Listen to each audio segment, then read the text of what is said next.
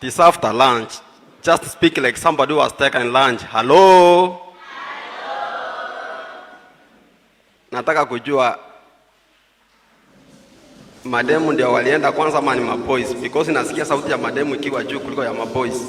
Ni nani walienda kwanza?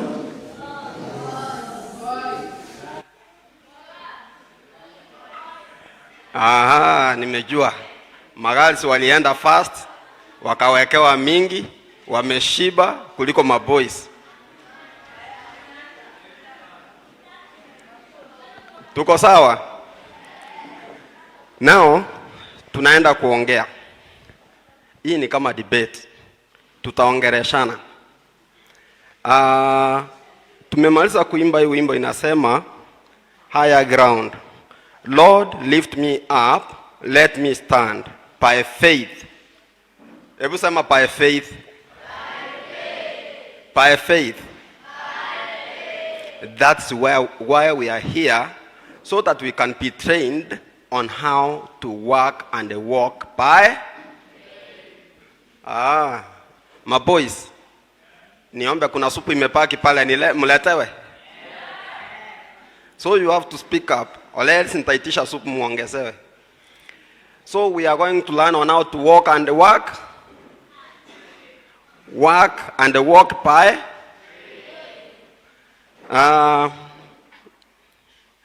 Where love and joy and light abound, Lord, plant my feet on. My boys, ni mimi niko mbali na nyinyi. Lord, plant my feet on. Good. Now you are speaking like the boys. Hello. Now, nataka tusaidiane. Our message is very simple. From zero to hero. Who want to remain at the 0 point? Anybody want to remain at the 0 point? Kuna mtu anataka kupaki kwa 0 point? Good. Hakuna mtu anataka kupaki on the 0 point. At the 0 point, it means you don't have to do anything. Ni wangapi wako secondary school hapa? Inua mikono. Haya, naona mtaki kuinua. Nani wako colleges? Wale wako secondary school na maybe hata kama ni primary uko boarding, kuna kuanga na kitanda ya double decker. Ukiwa umelala kwa kitanda ya double decker, ukiwa kitanda ya chini na ya juu, ni wakati gani unalala ukiwa extremely careful? Aya, ukiwa umelala chini na mwenye ako kitanda ya chini na ya juu, nani ako extremely careful kuliko mwingine? Let us be realistic.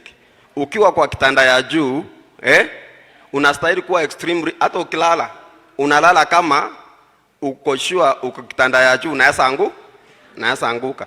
But kama umelala chini kabisa kwa floor, unaweza kuwa umelala kwa mattress, uko comfortable, but you don't have to worry. Kuna kuanguka kwingine ukiwa chini. So in life, ukiwa on the higher ground, unastahili kuwa extremely careful. Are we together? Tuko pamoja? Ukiwa chini kabisa, you have nothing to worry because you are already where? Down. Tuko pamoja? So can I talk to those who want to be on the ground? Kuna mtu anataka kuwa kwa ground? If you want to be on the ground, wacha niwaambie njia za wale watu wanataka kuwa kwa ground. Yani if you want to be useless, if you don't want to have anything in life, you just want to be there. By the way, characteristics za wale watu wanataka kuwa hapo chini ni kidogo sana. You do nothing. You don't wake up earlier. You sleep and sleep. Because you want to be at 0 point. Kindly talk to me. Because you want to be at 0 point. If you want to be at 0 point, You don't need to worry. Just sleep. Sleep and sleep. If you want to eat, eat and sleep. You have nothing to do. And that has consequences. Your future is, you have no future. Your future is dark. You don't have any future because your future, you have to work for your future. Now, somebody said, are we together? Nataka tuongee kama tuko pamoja. Tuko pamoja? I want to ask a question. If I say, in life we have dreams. Nani ana dream? Oh, kila mtu ako na dream. Nani ako na dream? My friends, tuwe pamoja. Nani ako na dream? Because at some point utaniambia dream yako ni kuwa nini? But all of us have dreams, ndio? And for us to achieve our dreams, lazima tungangane kufikia our dreams. But somebody said,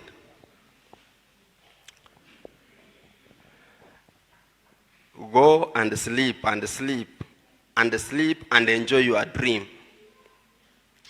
Or wake up and chase your dream. Which one do you want to take? You are good students. You wake up and chase your dream. If you sleep, you dream and enjoy your dream, but you will go nowhere. Because you are only dreaming. And this dream will take you. The dream will take you nowhere. Are we together?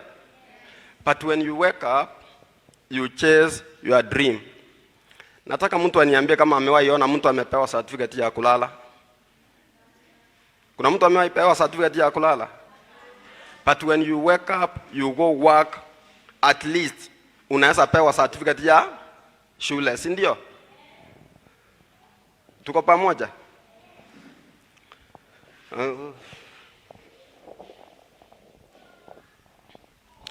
Tuko na principles. Nataka tuangalie principles of the person, principles of life. There are some two things that will make you. One, the people you work with. Mnanipata? Who? Ya pili, the books you read. Gani? Tatu, the videos you watch. And the events you attend. Now, good. Now, nataka niwapatie example moja. Can I have 5 people standing here and another 5 people standing here? Frontier, just be very fast. We don't have time.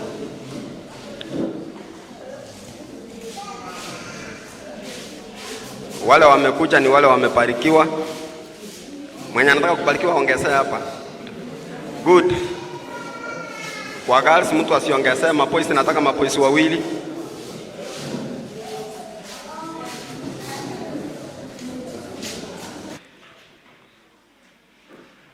Tuko sawa?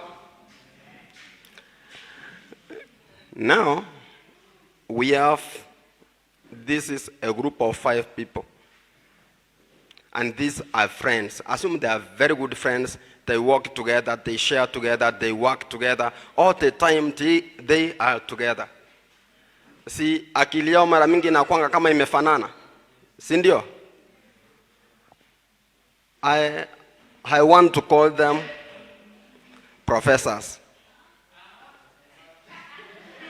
Yes. Let's assume these are professors. How many professors do we have?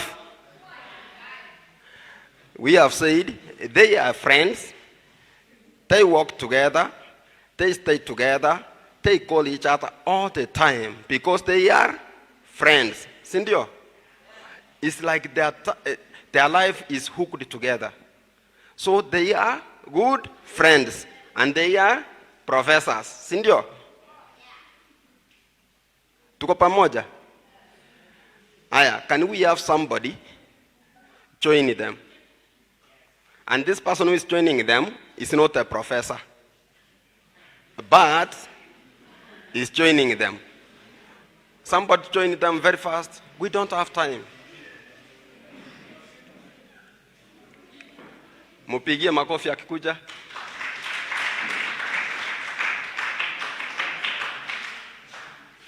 Huyo amewajoin. Just join them. Amekuwa rafiki, amejoin hiyo group ya marafiki, si ndio? Now, alafu nyinyi simama pale. Simama hapa. Hii ni group ingine. Usiwamlike hawa. Nyinyi simama muangalie pande ile ya ukuta. Simama muangalie pande ile ya ukuta. Now, that is not their name, but they are not good. It's not a good group. This group, let us learn from this. This group, that's where we are not showing their faces. This group, you can face the camera to them. This group, unakuta ni group inaongea story mbaya, but they are still friends. Amongst themselves, they are friends. Sindio? Hii group, can somebody join the group? Good. Na ujifunike hivyo umejifunika. Now, before you join them, that's a group of, let us assume, it's a group of machambas, sindio? Okay. If we are still talking, that's a group of five machambas, sindio? Now, huyu akijiunga, hebu jiunge na hiyo group.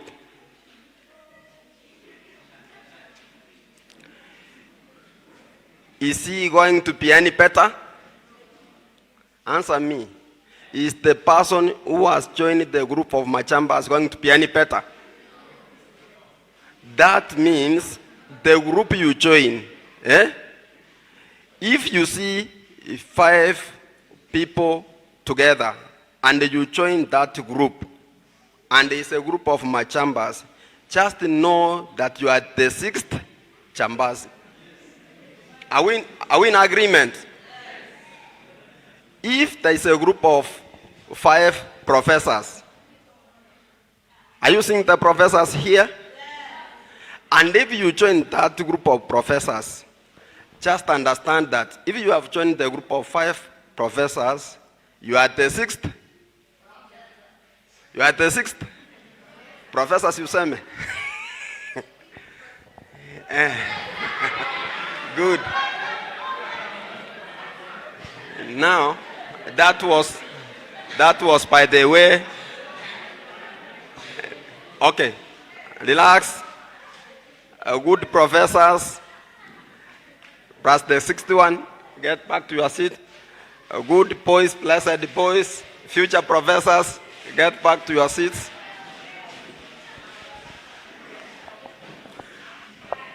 Are you getting the message? Is the message clear?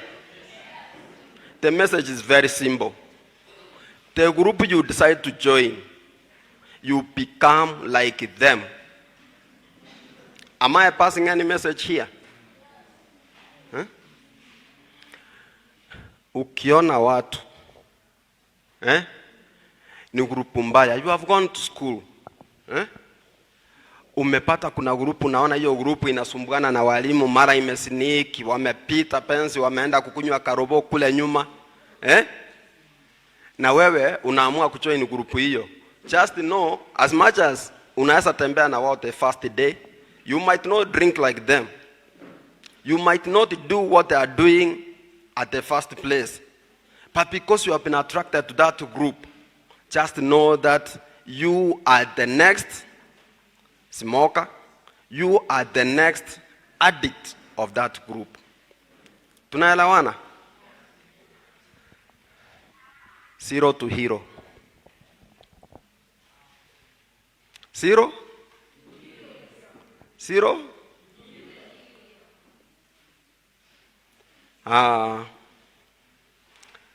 Mine will be a lot of stories. So far your story inapamba ama ipambi?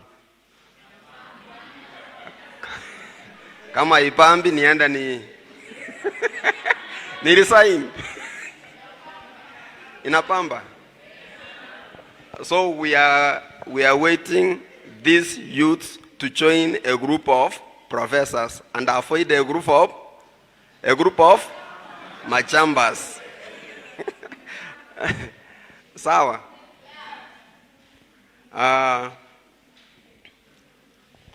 Tuko church. Tuko mkutano ya Deeper Life Bible Church Youth.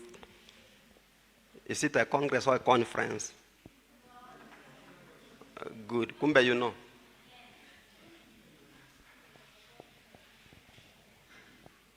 I just want to tell you one thing.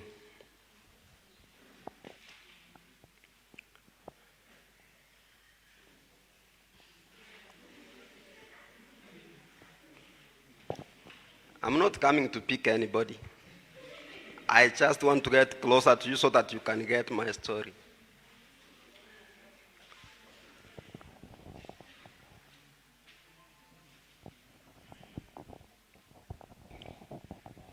Do you people believe in God?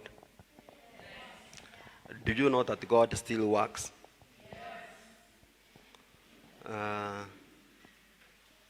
Let me just give you a short story. There is a village. Na unajua hii inawaambia kuna maswali baadaye. So you better listen. There is a village. In this village, there was a Masese and a wife. They had 8 children.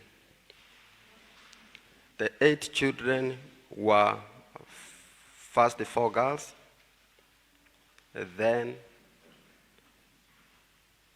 4 boys followed. Now, the family was invested by poverty. It is in the village, and I'm not seeing village people here, so you might not understand. Invested by poverty. To the extent that this family didn't have anything, they depended on brewing changa for them to take their children to school.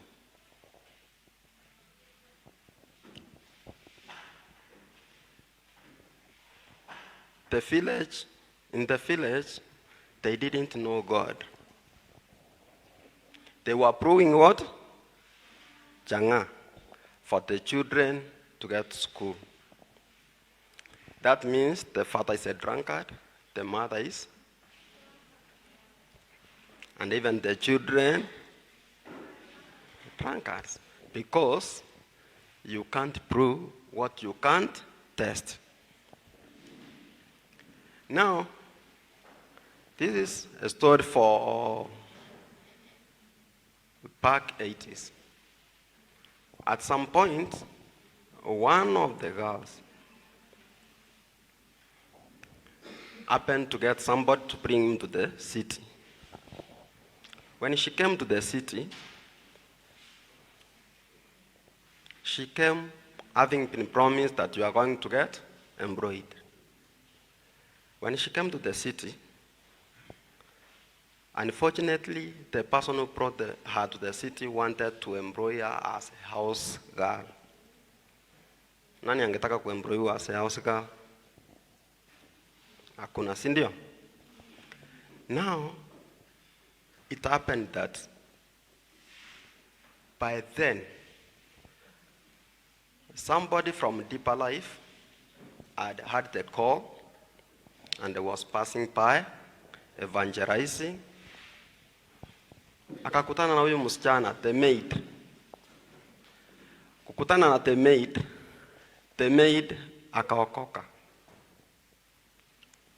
Alipookoka, akaamua kumfuata Mungu. Ukiokoka unakuanga nini? You become a son of.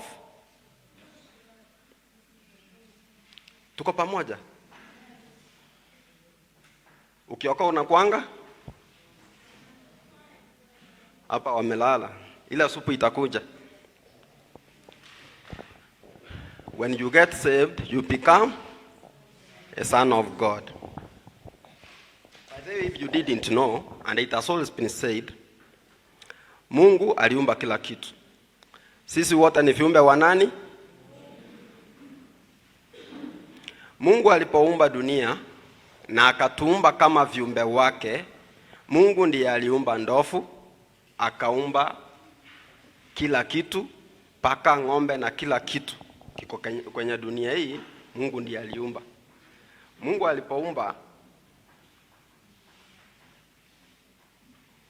Mungu alipoumba kila kitu, akatuweka kwa hii dunia. Lakini kuna kitu Mungu aliumba ya maana kuliko ingine. Ilikuwa binadamu. Kwa sababu aliumba binadamu akiwa aje? Boys,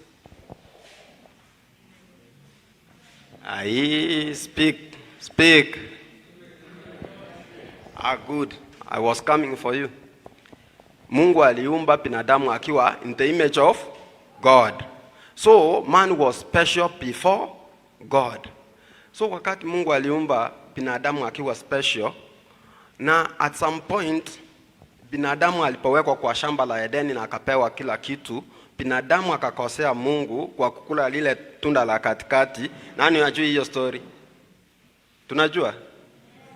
So baada ya binadamu kukosea Mungu kwa kula ile tunda ya katikati yenye ilikatazwa, Mungu alikasirika, akatupa binadamu, akamkasi. Akamwambia, go and live your life, utasaa kwa uchungu, utakula kwa shida. Na baada ya hiyo, Mungu akagundua kwamba the person he has cursed is the only creature ambayo iko na sura yake. Are you getting my point? Mungu akarudi nyuma akasema, binadamu mwenye nimekasi is my own image. Akapatia binadamu nafasi ya pili.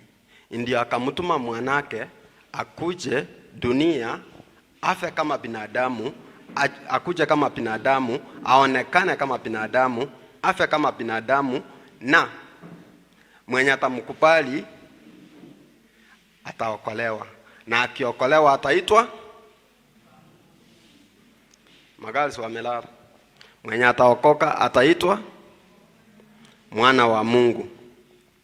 So as the children of God, I'm still in my story in the village. Tulifikisha wapi?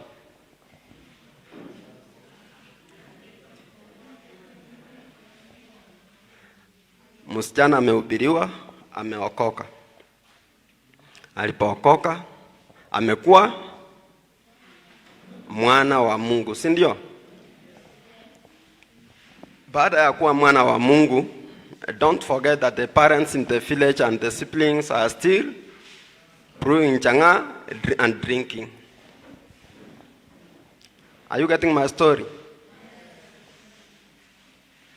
Baada ya kuokoka, akawa mwana wa Mungu.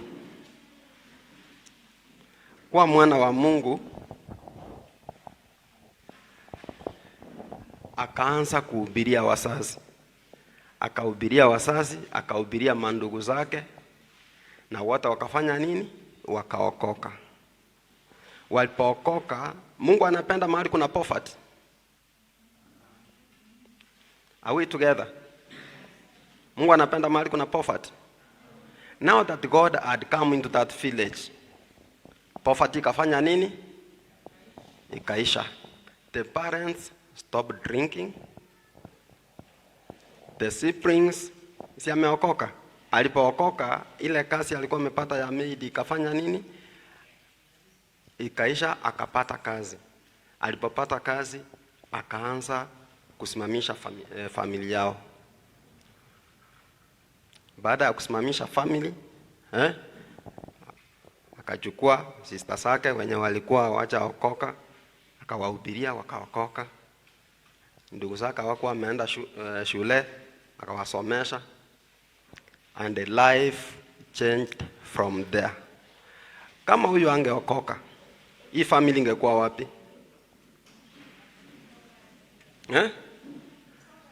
Still languishing in poverty and in the village. The long story is my story. Sasa ndio mmenyamaza. The long story is my story. I come from a village. My mother and my father were drunkards, deeply in poverty, but our second born sister came to Nairobi in 1987. She got born again in deeper life. And that changed the story of our family. Do I look like a poor man? Assume my sister didn't get born again. Saisi ningekuwa in the village. Maybe ningekuwa nimeoa mapipi 5, watoto 22. Ningekuwa nalewa properly. But thank God for this lady who decided to give her life to Jesus Christ.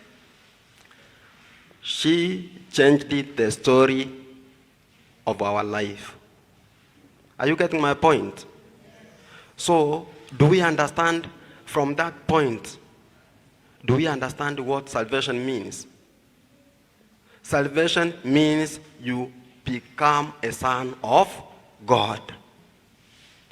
And the children of God don't fear. They venture and they change things.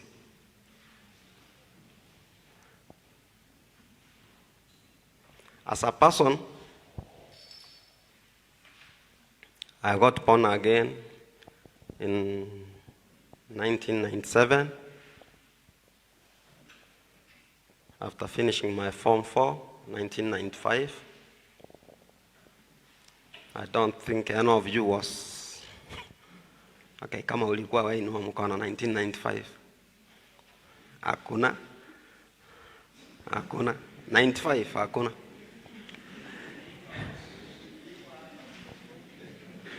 Now 97 I got born again.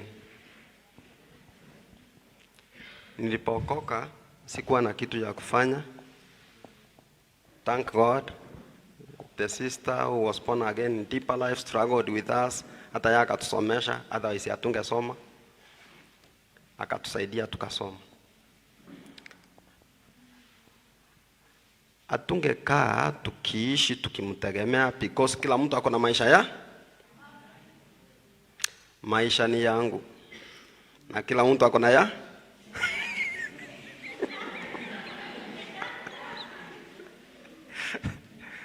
Nani atatuimbia hiyo wimbo?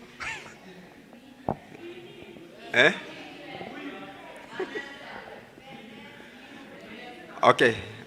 That was by the way. Maisha ni yangu na kila mtu ako na ya. So, uwezi ukasema kwa sababu papangu ameokoka, mamangu ameokoka, mimi nitaishi vizuri. Kila mtu ako na maisha yake. Tuko pamoja?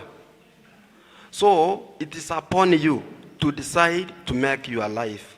Me as a person, I decided to choose salvation. That's back in 1997. After choosing salvation, God led me on the way of life that I was to take. And that's the life I have taken till this time. Saizi nikiongea wengine wanasema, huyu mzee wacha ongea amaliza aende. Lakini nataka niwaambie kitu moja.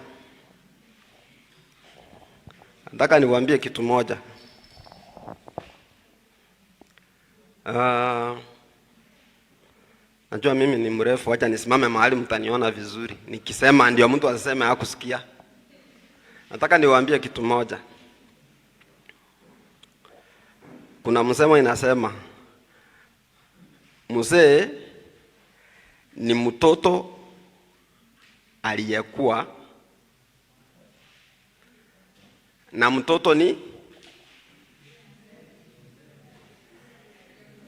mzee atakayekuwa. Are you getting my point? An old man was once a child. And a child, at some point, he will be a mzee.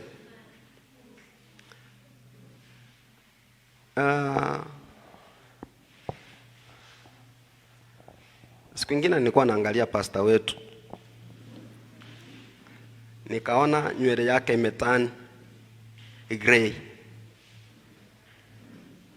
Inamaanisha amekuwa mzee, si ndio? Tuongee. Pastor wetu amekuwa mzee. Alafu nikajiuliza, nikaangalia picha nilipiga na pastor wakati alikuja, nikakuta hakuwa na gray hair. So namaanisha hakukuja akiwa mzee, si ndio? Alafu na mimi nikaangalia kwa hiyo picha, nikagundua pastor alipokuja tukipiga na yeye picha, pia mimi nilikuwa na nywele kichwa imejaa. Are you getting my point?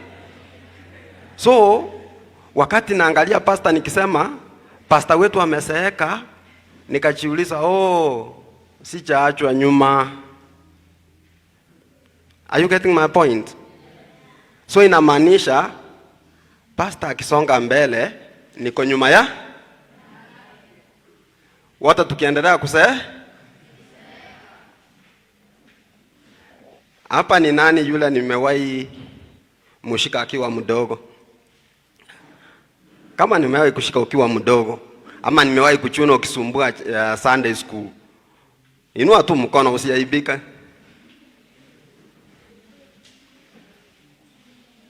Haya, hakuna. So I'm around 45, 46. Hapa kuna mtu wako 20. Si ndio? By the time nitakuwa 85, utakuwa na ngapi? Sasa hizi nimekuchapa na 26 years. Tuongeleshane.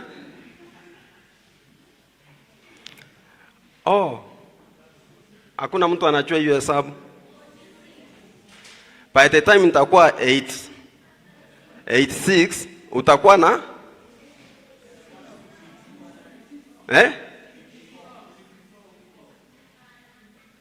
hebu sema.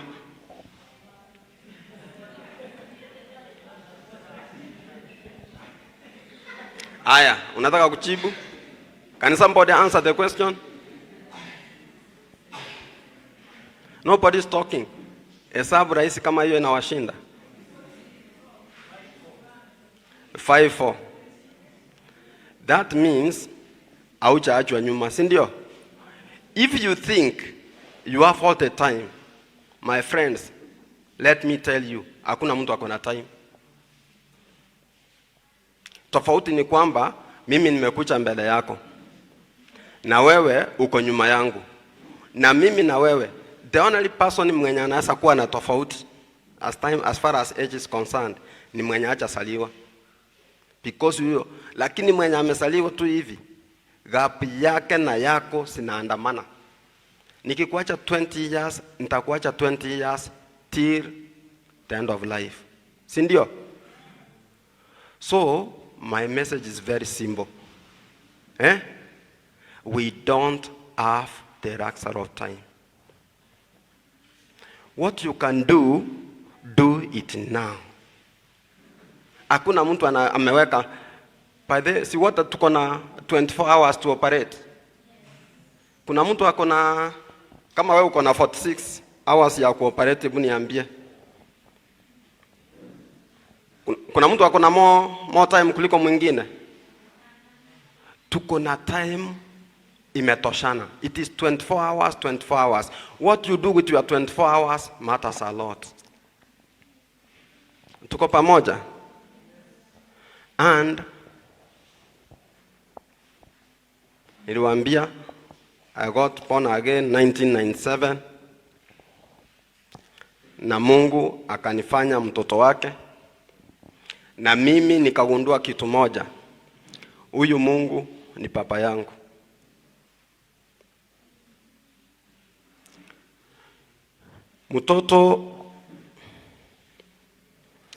Mtoto mdogo akikimbilia baba yake, amwambia anataka hii. Umewahi ona papa mwenye anafukuza mtoto mdogo kwamba sitakupatia? A father can go to an extent of stealing to satisfy the need of his or own child. Ni vipi wewe uko na Mungu kama papa yako?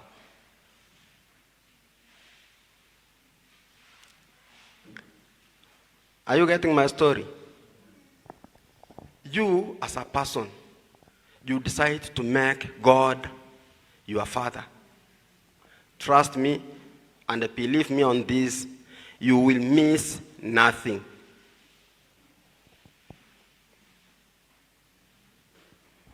As a person, I have one weakness which I don't like, but I have to share with you. That weakness might be your strength, or by sharing this can be your strength. One thing, I'm very slow in doing things. That's one quality I don't like in myself.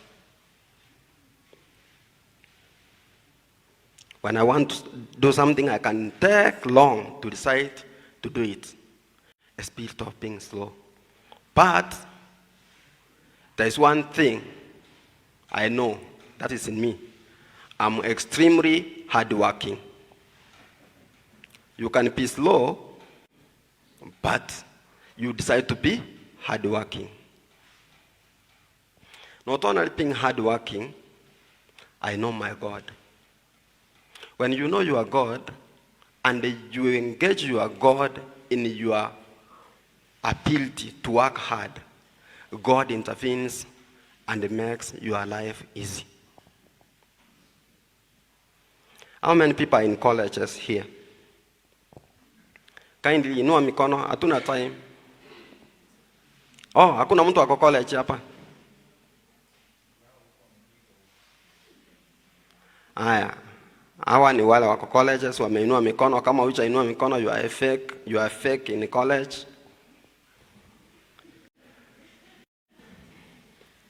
Me as a person, sikupata nafasi ya kwenda college. Because of the background, the history nimewambia history. We were many, na wale wa kusomesha walikuwa wachache. Na they didn't have that much. But the fact that I didn't go to college, God has enabled me to be where I am. If saizi ukasimama uende mpaka any medias, mainstream medias, mention any, and ask my name, utaambiwa huyo tunamjua.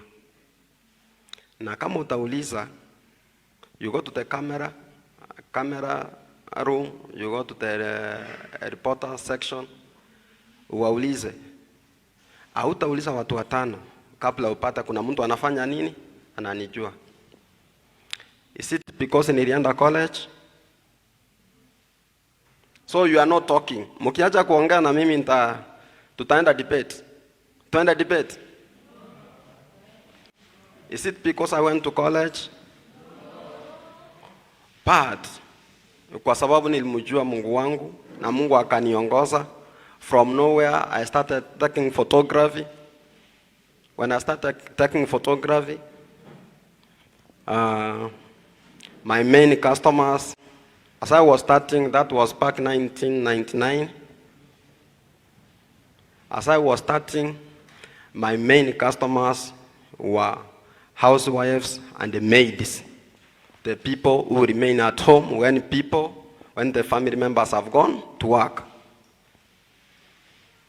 They were maids and housewives. They were my main customers as I was doing photography. With the time,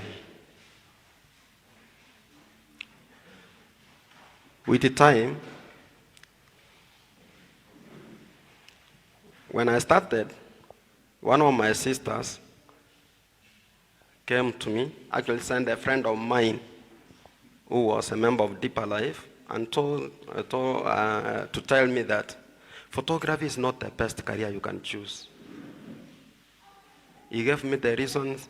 Yes, says photography, you go taking some funny pictures, so photography is not the best. But God had led me into it. With the time, as I was going around taking photography, and you see who are my customers, tuongee, makastoma wangu ni housewives and maids.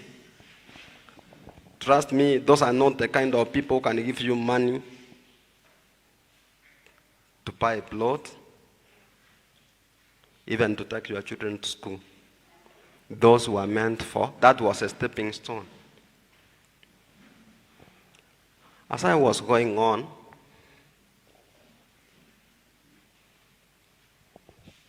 there's a time ago I was getting late to the church. I got late to the church, and I was an usher, and I wanted to get, because I had been moving around taking photography in the village, in the estates.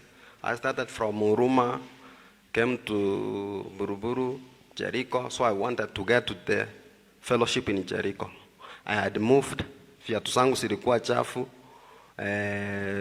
For me to get the fellowship, lazima ningefunga tai because I was an usher. Kwa pagi yangu ile nimebeba nayo kamera, nilikuwa na brush, nikaanza kupanguza viatu zangu ndio niweza kuingia fellowship. I hope you are listening. Na nawaambia hii story so that you can choose kufuata Mungu, na kwamba Mungu tu anaweza badilisha your life. Now, nimefika mahali, nimekaa, nataka kubrush viatu zangu, ndio niingie church. Nimesimama tu kama wale wanajua area ya Jericho, nimesimama pale kwa uwanja nyuma, ndio ni cross niingie kanisani, tulikuwa tunafanyia pale Jericho Social Hall. Nimebrush viatu, nimemaliza, nikafaa. Now, nikatoa tai kwa bag, nifunge so that I can get the fellowship and do the ushering. Kila mara nikiingiza mkono nitoe tai, najiuliza, watu, remember it was by the roadside. Najiuliza, watu wenye wanapita hapa, watafikiria huyu jamaa ni mwizi anafaa tai saisi anaenda wapi? Remember it is 5 in the evening. Watu wakikuja, narudisha tai. Nikiona watu wamepita, hakuna mtu naitoa naanza kufaa. Nikianza kufaa mtu anatokea anairudisha. I took a lot of time trying to wear that tie. Then nikakasirika. Nikauliza swali. Na hii swali niliuliza Mungu. God, must I be playing such games for me to wear a tie to go to the fellowship to go and serve you? Nilikuwa tayari nimeokoka. Nikajiuliza, hii ni game gani, mchezo gani inacheza hapa? Mchezo ya mtu akipita na ficha tai. Mtu akikuja wakishapotea nataka kufaa. Nikijaribu kufaa, watu wanatokea, narudisha tai yangu. Nikauliza Mungu, this is how I'm going to serve you. Can't I be smart? From the house in the morning, I go to work. Remember, that's the question I asked the God, and that is back in 1999. God, it was on a Monday, going to Monday Bible study. God, must I be playing seek and hide games for me to wear tie ndio nienda kukusafu? Niliuliza nikiwa nimekasirika. Then finally nikafaa hiyo tie, hata sikungojea kuona kama kuna mtu ama hakukuwa na mtu. Nikafaa tie, nikaenda fellowship. Can I tell you, that was the last Monday I went around taking photography. Is a member ya maids and housewives. That is the last Monday in Rwanda, and God is my witness. The question I asked the God that particular day is the question that God answered, that I am today. Am I smart? Niambie kama niko smart. Sijafaa ndio nikuje kuwaongelesha leo. It is my lifestyle. And what question did I ask God on that particular day? God, must I be trying to wear a tie in a bush for me to go and serve you in the fellowship? Can't I be smart? From my house, I go work. Then in the evening, I go to the fellowship the same way without trying to play games, with brushing shoes on the way, trying to wear a tie by the roadside. God answered my question, and it was instant. The following day was on a Tuesday. I was going on my normal routine. I went to town. I was trying to go and make some copies for me to come and sell, because I was a photographer. I passed by the people who take pictures around Kenyatta International Conference Center. Si mnawajua? Wale wa kupiga picha kama umeshikilia ile nyumba ya Kenyatta, KICC. Nikapitia pale. Because now, those are my colleagues, si ndio? Nikipita nikiongea nao nikiwa na kamera, somebody said something. And whatever people tell you is very important. It is you to choose what to take or what not to take. You have 2 ears for people to speak to. People will speak rubbish, people will speak sense. Speak sense, avoid rubbish. Nikaenda nikiongea na wao, somebody said, where do you take your photographs? I told him I take my photographs around the Jericho, Buruburu area. Then he said, now, on weekends, there are weddings in that place. Come and tell me when there are weddings in that place. We go, we take pictures. Instantly, we go, we print them, we come and display, people will buy. After buying, we make our good money. Then in the evening, we go to the club, we bless the money. And that is it. Are you getting the advice? He has told me there is a kind of business. You can go to a congregation, take pictures, display, and sell instantly. And at the same time, he has advised me how to place the money. I decided to take the idea of going and taking the pictures instantly and displaying and selling on the spot. Then, did I follow his idea of going to place the money in a club? No. The following Saturday, actually I didn't even wait to Saturday.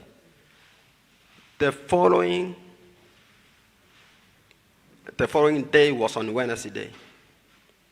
There was Ushirika Day at the City Stadium. I decided to go and try what this man was telling me. I went to Ushirika Day. I took some pictures. I took one film which was taking 36 pictures by then. I rushed to town.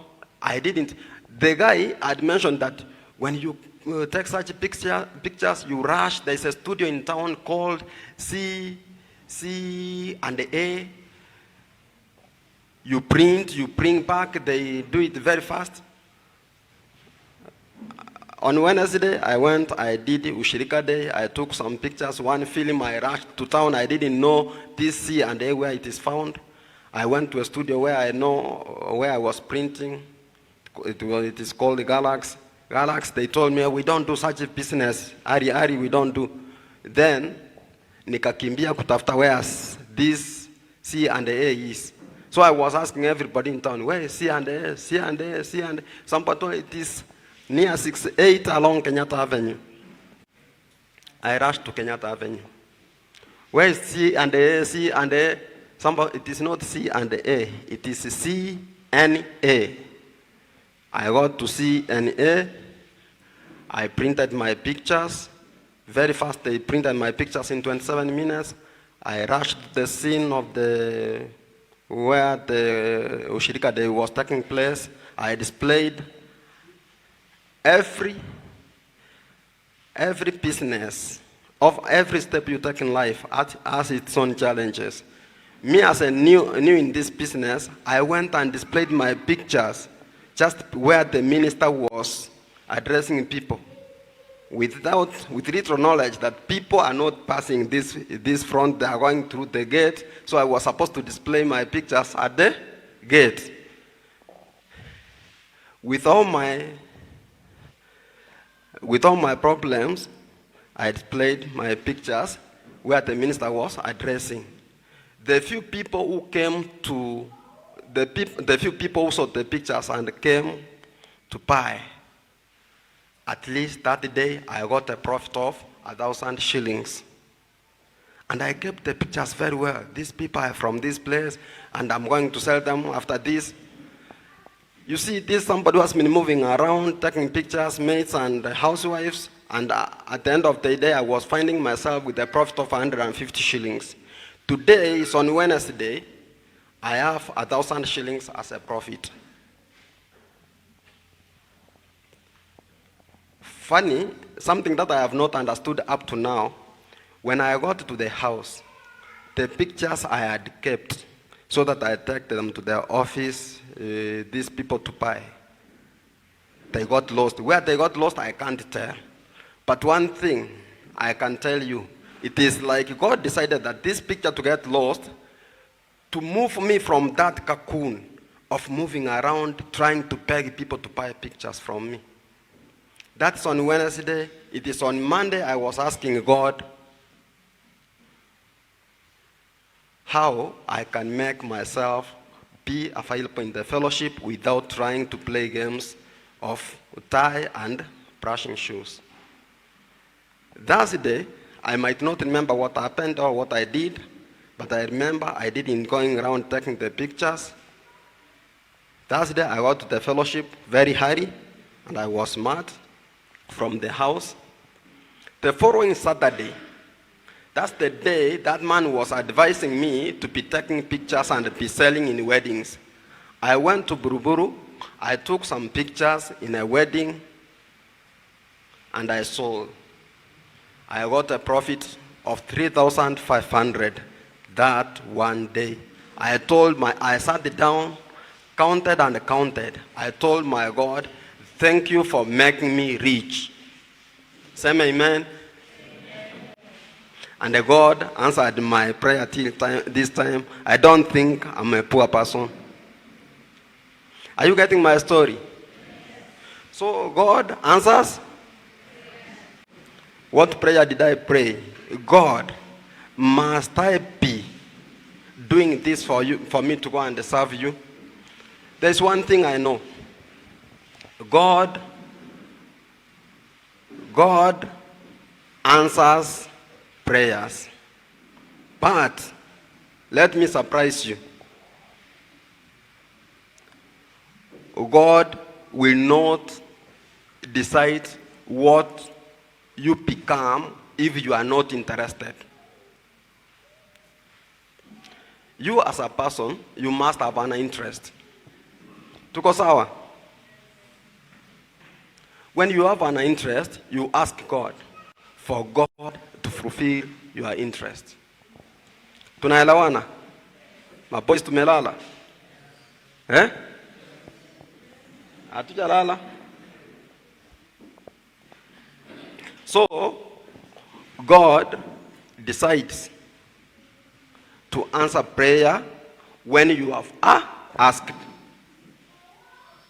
If you want to be an engineer, ni Mungu anataka uwe engineer ama ni wewe? Nani anataka kuwa engineer? Ni wewe, si ndio? So you ask God, wewe kuwa engineer. Mungu atakufanya the engineer you want. Nimewaambia I have one weakness which I don't like. But nimewaambia story ya village yangu, si ndio? Do you think the way the people were seeing me in the village then, is that the way they see me now? When I go to the village, unasikia wameanza kiongozi, mheshimiwa, profesa, mwalimu, mchungaji, because all these titles comes with something in your pocket. Nobody will call you mheshimiwa. Nobody will call you kiongozi. Even nobody will call you mtu wangu. If you have nothing. So it is upon an individual to decide on what to do with your life. Tumesema kila mtu ako na 24 hours. What I can do now as a person because of my age, I might be limited because there are some things that I can't do. But you as a youth, you have all the worlds in your hands. Unanipata? You can decide to be anything. You can mold yourself to anything. Umewahi ona clay? Nani amewahi ona clay? Ama nani amewahi cheza mchezo ya clay na molding? Inua mkono tafadhali.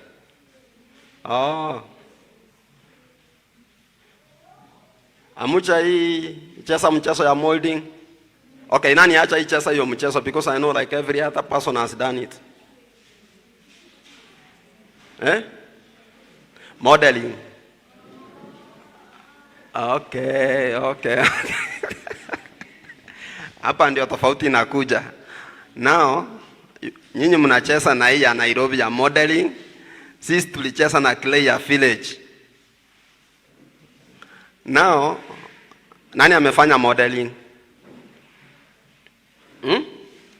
Kila mtu amefanya, wale wajafanya, wale wacha inua mikono ni wale lazy, hawataki kuinua mikono yao. Okay, I want to see the lazy ones. Because I know kila mtu amefanya. Nani hajafanya modeling? Nani amefanya modeling? Kama mkono wako uko chini, ujue you are the lazy one.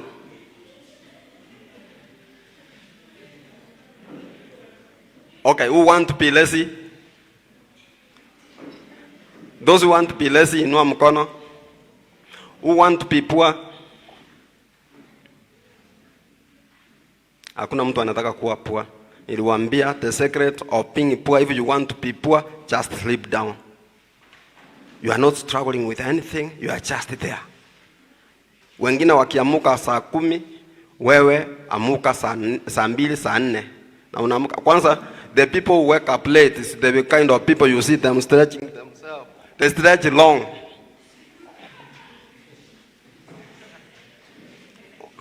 That's the truth. The people who wake up late, they are the kind, you see somebody waking up at 8, it's the kind of person who will stretch mpaka anataka kugeuka. Anataka kuanguka because of stretching. Those are signs of less people.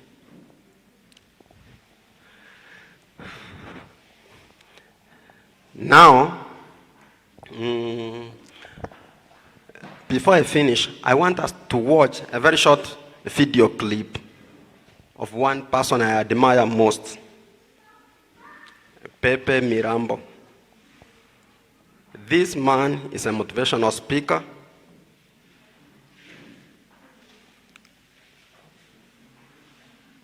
And he encourages people to do he encourages people to be fast. You do what you want to do at that particular time. Kindly put a clip for us. Hi, my name is Pepe Minambo, a best-selling author of 10 inspirational books. My first book is titled Be Inspired Before You Expire. My 10th book is known as Beyond Limits. Now, let's talk about personal developments. Only 2 things will change your life: the people you meet and the books you read. For someone told me, books maketh man. So, I've read books over time, and few of them have really influenced my life and shaped my philosophy and my perspective about things. But one of those books was this one. The title is, How Come That Idiot is Rich and I Am Not? Now just imagine, the title of a book is a question. Then I'm wondering who might have asked that question. And I believe the kind of person who asks such questions is someone who knows themselves. They know they are educated. They know they are such an intellectual person. And they know they have experience. They know they have skills. They know they are talented. But then they look at someone who will not even be a quarter of what they have and who they are, yet more successful than them. And then they ask the question, how come that idiot is rich and I am not? Now let me tell you something. Do you know in this world that someone can be highly educated and not intelligent? Then another person is highly intelligent and not educated? So my question is, would you rather be an educated fool or an intelligent idiot? I ask my audiences this question all the time. And some people will tell me, Pepe, I'd rather be an educated fool. Others will say, none of the above. Another one will say, hybrid, a bit here and bit there. But let me tell you something. Idiots, or the so-called idiots in that book, they thrive for one of the simplest reasons. Idiots utilize what they call the power of leverage. What is leverage? Leverage is simply using other people's brain, using other people's experience, other people's intelligence, using other people's acumen, taking advantage of other people's IQ, using other people's platforms, resources, influence, and name, and then getting where you are going. But most educated and intelligent people live in their own head. In fact, a friend of mine told me, one of the most dangerous places to live in the world is not in war-ravaged Syria or Yemen or Afghanistan. But one of the most dangerous places to live in this world is to live in your own head. A lot of people who are intellectuals and highly educated, they live in their own heads. Their world is so limited around their own opinion and their own ego. But the idiot knows he doesn't know too much. He needs to borrow brains here. He needs to borrow intelligence there, borrow influence there, borrow reputation there. And at the end of the day, the idiot is more richer, more wealthier than the highly mighty educated person. The difference between the so-called idiots in that book and the super educated person lies also in the quality of their thinking. The so-called idiots are very simple in the way they think and the way they do things. I would say if they had a religion, that religion will be the Nike religion. Just do it.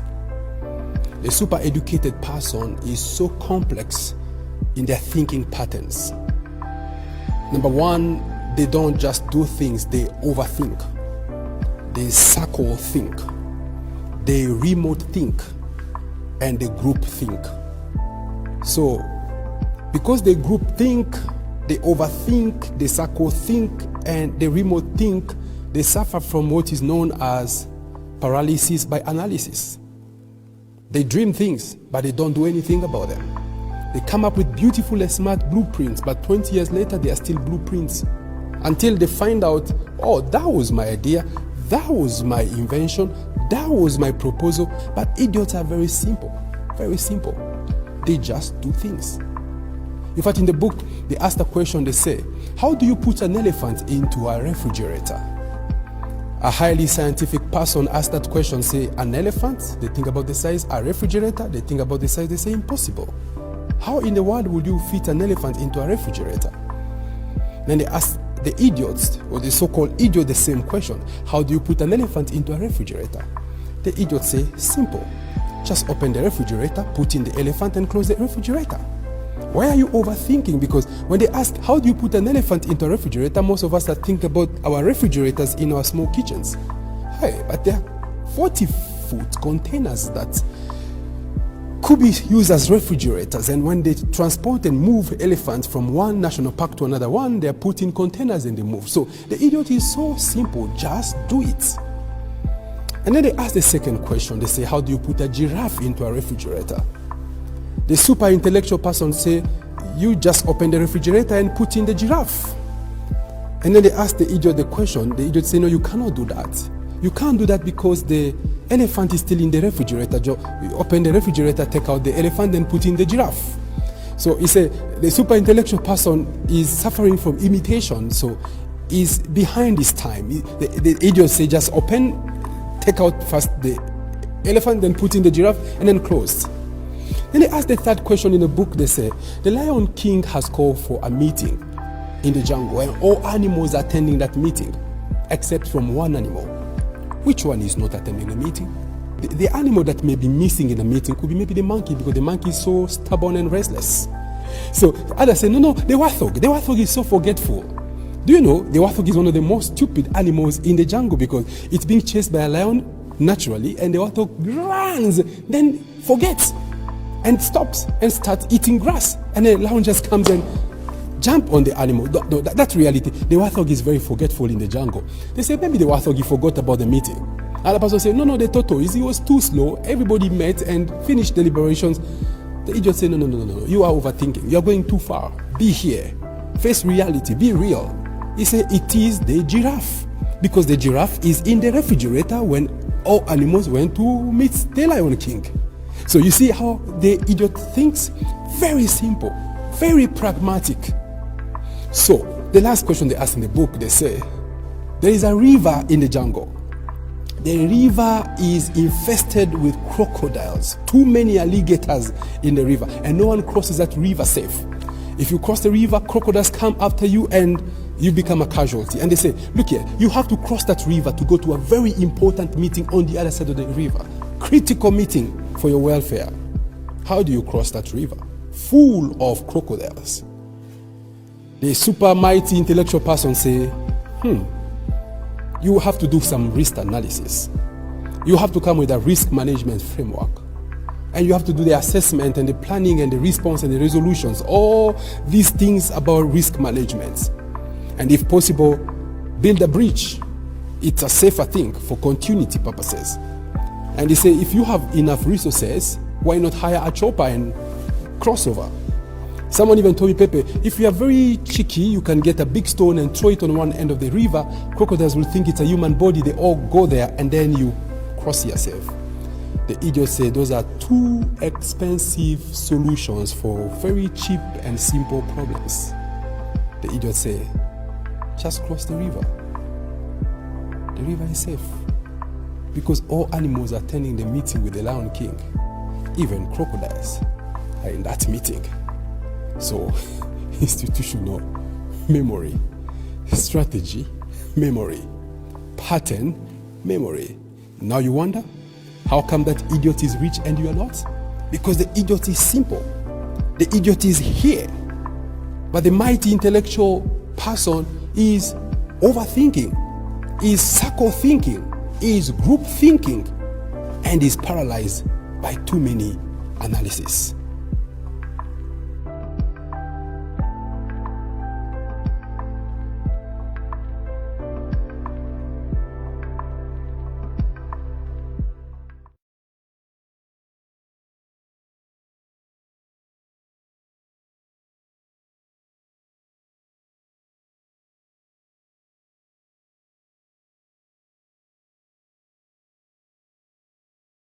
Just do it. Si ndio? Wacha kufikiria ati nikisoma hii kitabu naanza kuangalia from page 1 to page 200. Don't overthink. Just kindly talk. Just that's the nature of life. Nimekuja kugundua kwamba my time is over and hata sikuwa nimeanza, but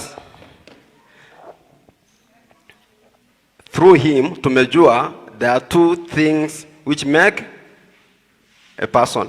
Ila to demonstrate kwamba the kind of friends you make, you become like them. The kind of books you read, they change your life. The kind of messages you listen to, they change your life. So kindly make your mind to be listening to the right messages. Nilikuwa niwaambie stories zangu mingi, but now that we don't have time, tuta create another time. Siku ile mnasikia kuna mkutano ya youth, nani atakuja? Nitakuja na story mingi. Tuko sawa? So as a person, nimewaambia I'm slow in doing things, but I'm hardworking. Apart from being hardworking, nimemuitikia Yesu kuwa mkombozi wa maisha yangu. And God has been fighting for me. As a person, I have one secret. When things are not very good, I know who to run to. I always run to God. And I have made it my point that at midnight, every Friday, I have a reason to be somewhere. My time is 1:15 to midnight and 15 minutes past midnight, so that I can be with my God. I have made it to an extent that I think hata Mungu ikifika hiyo masaa, kama hajaona nimeamuka, anaanza kusumbua malaika, yule jamaa ako wapi hapa? Mbona simuoni amekuja hapa? Mimi. Mungu anataka kujua hiyo masaa, anajua ni meeting yangu na yeye. So kama young people, you know, okay. Sio kwa ubaya, and I'm not plugging to anybody. I came driving. Hiyo gari nimedrive sio alone. Ni yangu. Nimenunua na pesa yangu. Ni kwa sababu Mungu amenishikilia. Kwa nini nasema hivi? And if I'm plugging, naomba at some point you plug to somebody because of your own car, and it should be a good car, because you are starting at a better age than I started. When I started, it is not yesterday I started. I started when I was a youth. And that's a good reason why I'm talking to the youths. If you start now, you make a step after another step. By the time utafika maybe my age, utakuwa na a better life, much better than me, because wewe uko na gaida. Mimi sikuwa na mkutano ya youth niambiwe what I'm telling you. Wewe unaongeresha ukiwa shule. You can work hard from school. Avoid these groups. Wacha kuingia group ya machambas, ingia group ya professionals. Are you getting my point? So that you think straight from where you are. If you start thinking straight from now, by the time utakuwa at the age of 30, trust me, utakuwa umeona line yako inaendaje. Through this, Mungu amenisukuma. Mungu amenisaidia na amenipatia vitu mingi. Sitaki kuongea mengi because of time, but I hope nitapata nafasi nyingine tuongee of what God can do. Just be a good person to yourself. Be a good person to your parents. Reduce making enemies. Make good friends. Na unajua, utajisaidia peke yako. Kuna watu unakuta when you are good to others, mtu anasema, just for example, ni vile sijapata hiyo nafasi, naona naangaliwa sana kwa sababu ya masaa. Esther in the Bible, nani alimkumbuka? Anko yake alikuwa anaitwa nani? Mordekai. Mordekai alipoona kuna nafasi alisema wacha nileta yule mtoto orphan, my brother's daughter. Esther was an orphan, but Esther was good to Mordekai. That's why Mordekai alifanya nini? Alimkumbuka. Sitaongea mengi. Kuna mtu amepata kitu. Mtaendelea kucheza na ile mchezo yenye mnakimbizana, you want to have so many girlfriends here and there, and hakuna certificate ya hiyo, by the way. Okay, kuna mtu maybe shule zenu ni tofauti. Kuna mtu amewahi sikia mwingine amepewa certificate kwa kuwa na girlfriend wengi? No. Kuna mtu amewahi pata certificate kwa kuwa na boyfriend wengi? Kindly avoid what is not necessary. Utapata certificate ya kuwa mwanafunzi mzuri, ya kusoma vizuri, na hiyo itakuwa imemake life yako. Nikianza hii kazi yenye nilikuwa naanza, tulikuwa wengi. Wengine ndio walikuwa wananiambia twende tufanye kazi, twende tupariki pesa kwa hapa. I can tell you for free, huyo jamaa saizi hayuko. Alikufa long time ago na ukimwi, because ukienda kwa hapa vitu zingine zinaandamana. Are you getting my point? So when you live straight, kuna vile Mungu anakushikilia na njia zake ni straight.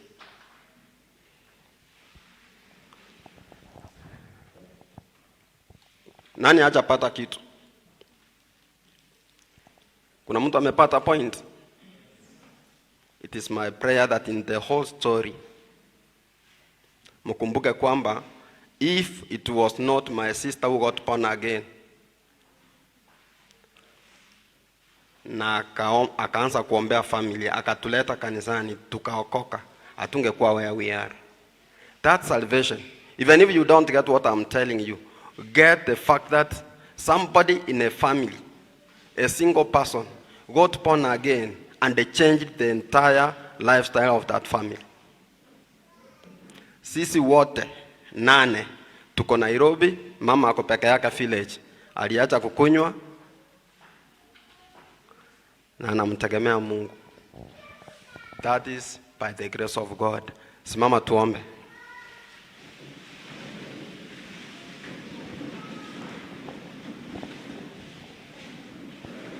Haya, kila mtu afunge macho, amshukuru Mungu kwa ujumbe huu.